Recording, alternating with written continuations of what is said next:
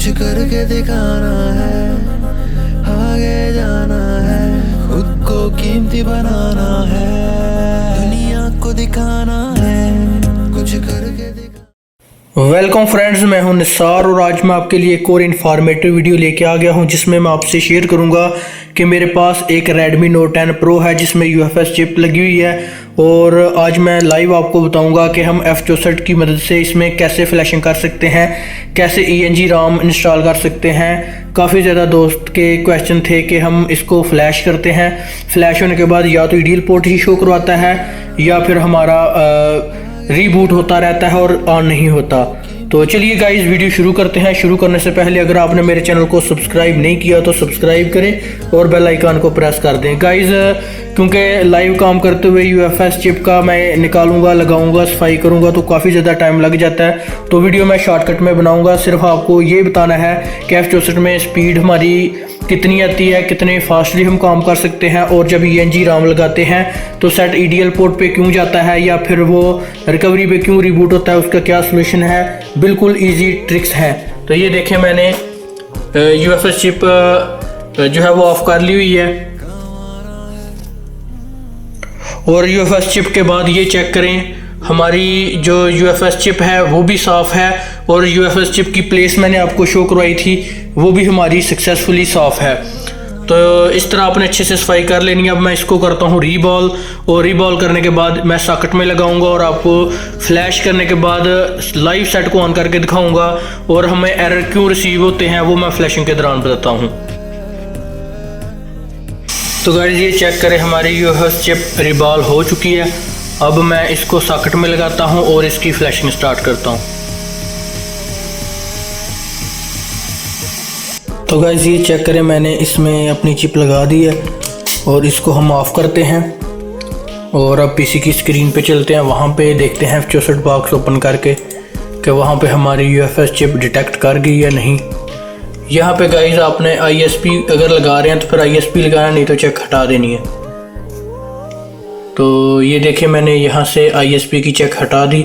यहाँ पे ऑटो पे रखेंगे आप और इसको स्कैन करेंगे तो ये हमारा इजीली स्कैन हो जाएगी। UFS chip Redmi Note 10 Pro की चेकें सक्सेसफुली डिटेक्ट होगी और इसमें अब हम फ्लैशिंग करेंगे।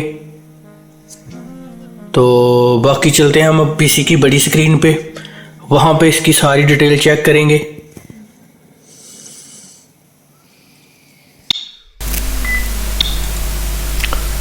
तो गाइस ये देखें मैंने हमारी जो UFS चिप थी उसको रिबॉल करके सॉकेट में लगा दिया था। अब यहाँ पे हम डिटेक्ट करेंगे।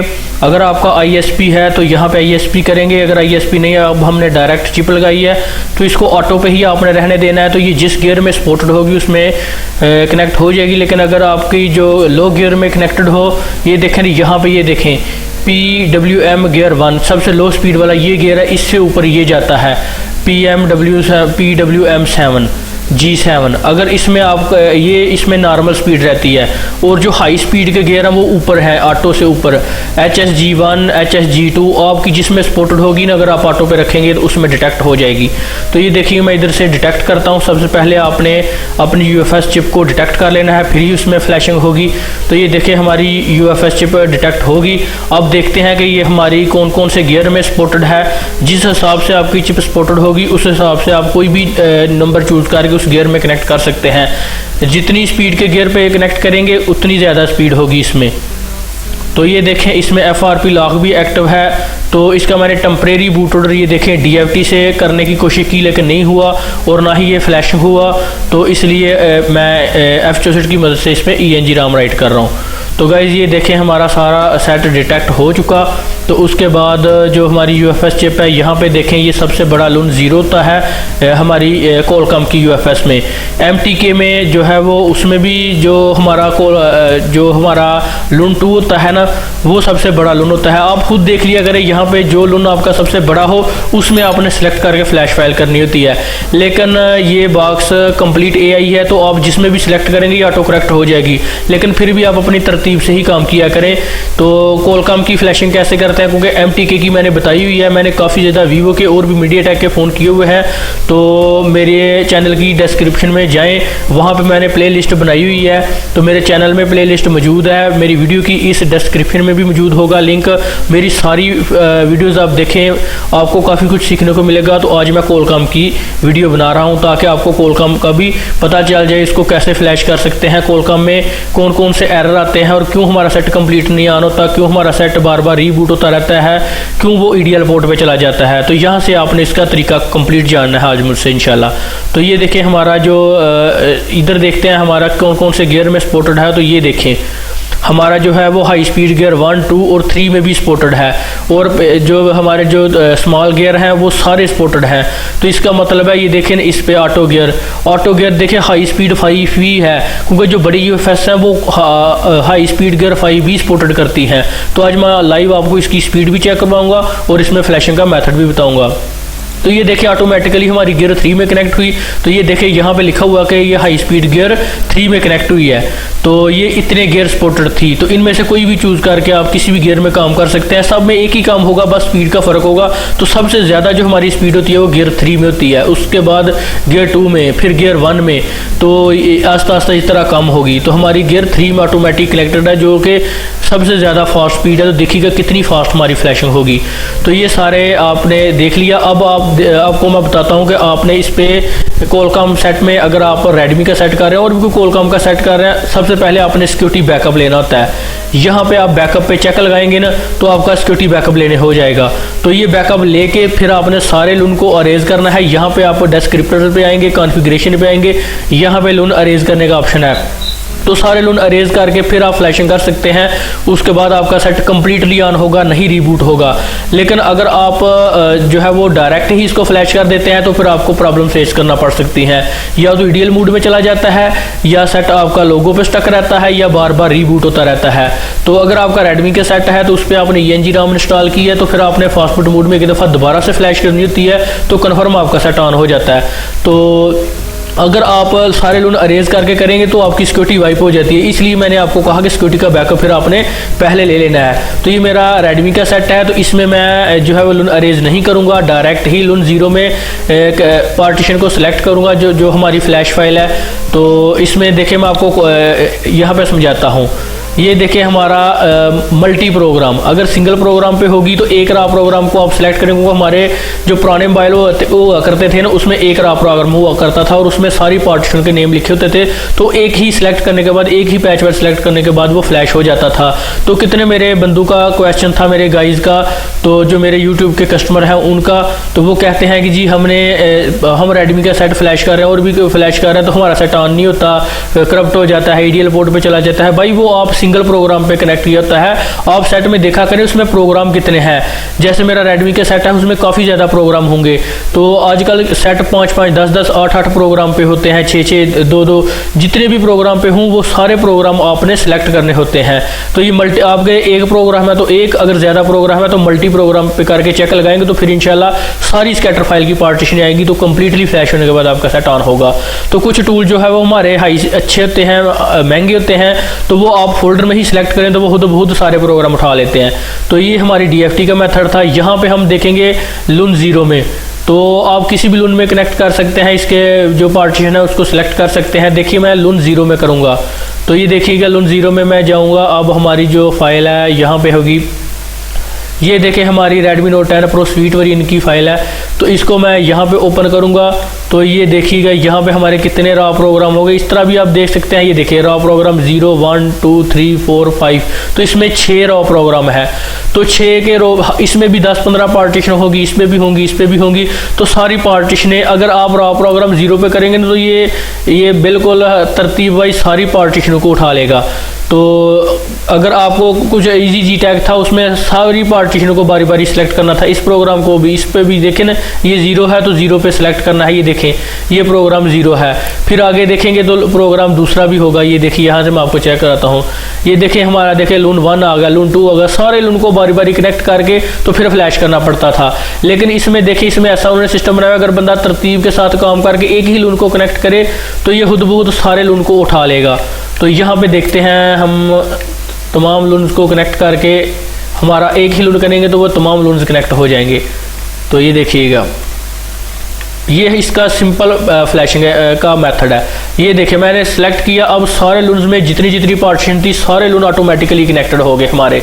इसमें सब पार्टीशन डायरेक्ट होगी। यहाँ पे देखें तो 44 हमारे जो है वो पार्टीशन सेलेक्ट हो गए। इसका मतलब है बिल्कुल करेक्ट काम हुआ हमारा। तो इस तरह ये कोलकॉम की ईजिली इसमें फ्लैशिंग है। सिंपल आपने रॉ प्रोग्राम सेलेक्ट करना होता है। अगर आप यहाँ पे देखें ना, यहाँ पे सबसे फर्स्ट पे आए तो यहाँ पे ये देखें, या इसको डबल चेक करेंगे तो ये देखें ऑल प्रोग्राम, ये देखें इसमें हमारे मोटोरोला, गूगल पिक्सल, हर किस्म के कंपनी के ब्रांड्स की फाइलें सेलेक्ट करने का ऑप्शन है। तो वो पार्टीशनें भी आप सेलेक्ट करके इसमें काम कर सकते हैं। तो हमारा कोलकॉम का तो इसलिए हमने कोलकॉम सेलेक्ट किया। तो गाइज ये देखें हमारी सारी पार्टीशनें चेक लगी हुई हैं। तो अब सिंपल हम यहाँ से राइट पे करेंगे और आपको स्पीड का नज़ारा भी चेक कराएंगे और फ्लैशिंग करके सेट को ऑन करके भी दिखाऊंगा। तो अब ये देखेंगे हम कि हमारा जो सेट है तो उसमें हमें कौन सी प्रॉब्लम फेस आती है, क्योंकि हमने इसमें लून अरेज नहीं किए। मैंने आपको बताया मेथड असल क्या है, लेकिन हम लून ना अरेज करें तो हमें क्या प्रॉब्लम फेस करना पड़ सकती है या नहीं, ये हम देखेंगे।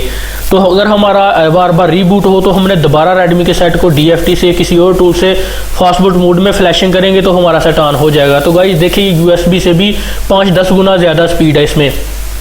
अभी तो इसमें फ्लैशिंग रह ही नहीं गई, बस फ्लैशिंग होने के करीब है, इतनी ज़्यादा इसमें स्पीड आ रही है हमारे गियर 3 में। तो ये देखें हमारी सारी फ्लैश फाइल फ्लैश होगी। सिर्फ हमें कम से कम हमें 20 से 40 सेकंड लगे होंगे इस काम में सारे। तो ये देखिएगा बस कंप्लीट होने वाली है। तो फिर मैं इसकी इन्फॉर्मेशन भी आपको डिटेक्ट करवाऊंगा। ये देखें हमारी फ्लैशिंग होगी। अब हम इसको दोबारा से डिटेक्ट करवाएंगे और देखेंगे कि हमारी जो इन्फॉर्मेशन है उसमें ENG RAM की पार्टीशन आ गई। वो शो करवाता है कि आपका ENG में सेट सक्सेसफुली फ्लैश हो गया। तो ये देखिएगा अब, तो ये देखिए हमारे सारे लून शो हो रहे हैं, कोई एरर भी नहीं आया। अगर आपका फ्लैशिंग के बाद या डंप लगाने के बाद कोई मसला मसाइल पेश आए तो फिर आपने क्या करना होता है वो भी मैं आपको बताता हूँ। ये देखें स्वीट वेरिएंट और इसमें बिल्कुल ओके है सारा कुछ। FRP की पार्टीशन है उसको भी हम एक दफ़ा अरेजिंग कर लेते हैं। और अगर इसमें आपका कोई एरर आए GBT का या की और का कि आपकी इनवैलिड है तो फिर आपने MBR एक दफ़ा करना होता है। अगर डंप लगाएं फिर आता है, फ्लैश फाइल में बहुत कम चांस होते हैं।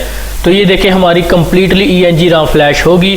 तो चलिए अब हम सेट को ऑन करते हैं। उसमें मैं अपनी UFS चिप जो है वो लगाता हूं और सेट को ऑन करता हूं। गाइस ये चेक करें, मैंने इसको चार्ज लगाया है और इसकी अभी मेमोरी चिप मैंने लगाई है। तो देखें हमारा set successfully direct he on हो रहा है। तो यहाँ पे भी आप देख सकते हैं कोलकॉम की पोर्ट भी आ रही है और ये देखिए हमारा सेट सक्सेसफुली ऑन होता है, इसमें कोई मसला नहीं आता। लेकिन जो लेटेस्ट सेट है अगर मसला करें तो एक दफ़ा दोबारा ENG में ही उसको फास्टबूट मोड में हमने फ्लैश करना होता है। तो ये गाइस देखें हमारा सक्सेसफुली फ्लैश हो गया। तो यहाँ पे देखें हमारा सेट क्या IME नंबर शो करवाता है। उसकी सिक्योरिटी में कुछ मसला आया क्योंकि उसमें हमारी QCN वाइप हो जानी थी अगर हम सारे लून अरेज करके इसको फ्लैश करते। तो ये देखें डायरेक्ट हमारा फ्लैश हो गया।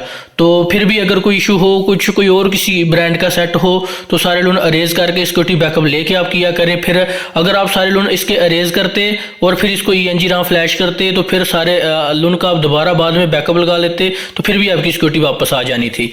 तो ये देखें अभी अभी हमारा सेट इसमें कनेक्ट हुआ था क्योंकि गाइज मैं अकेला हूँ, मेरे साथ अभी कोई बंदा नहीं है तो इसलिए वीडियो लाइव नहीं बना सकता।